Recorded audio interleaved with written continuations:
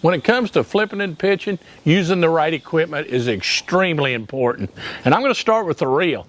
I've been in product design with sponsors for a lot of years, and I helped in the design of this reel. It's the Ardent F700, designed strictly for flipping and pitching. It's got a narrow spool so you don't waste a whole bunch of line. It's got a little peg that you tie to when you fill it up.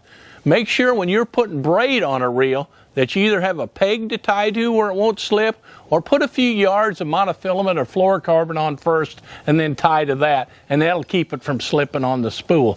This reel also has no star drag. It's got a built-in drag system of 22.5 pounds so that you get no slippage on the hook set. Very important. If you're using a different reel, make sure you tighten that drag down as much as you can so that you can get the hook set and get those fish out of the heavy cover. Important features to have a reel that's heavy duty, because you're going to be using a heavy rod and heavy line along with it, and the reel needs to be able to hold up. Okay, the rod, this is an Ardent rod that I designed for those folks. The most popular length is a 7/6 flipping rod. Some guys, when they come to pitching, they like a little bit shorter rod. I've got a 7/5 pitching rod. I've also got a 7/10 heavy duty flipping rod for when I'm flipping pneumatic grass for great big bass. So the bottom line is find a rod that works for you. And if you're a little guy, you probably don't want a real long rod, but always make sure when you're flipping and pitching that that rod is at least 7 foot long so that you can get the leverage and you can do the techniques correctly. And it's going to have to be a heavy action rod to get those fish up out of the cover. Now the line. And this is where a lot of people get confused. And this is why I went to work with Seaguar to design these flipping lines so that you would have the correct line when it comes to flipping and pitching. The braid, we've got it in 50 and we've got it in 65.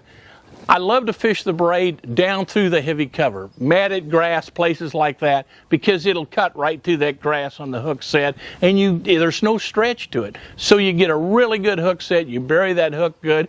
If you're a person that's got a weak hook set, you might think about going to braid in all your fishing, because it will help you bury the hook a little bit better. Now the fluorocarbon, if the water's a little bit clear, isolated targets, that's when I like to go to the fluorocarbon. And the Seaguar flipping fluoro is available in 20, 25, and 30, and those are perfect weights. If it's real clear water, isolated targets, you can get by with 20. If the cover's pretty dense, move on up to 25. And if the water's a little bit dirty, jump up to 30.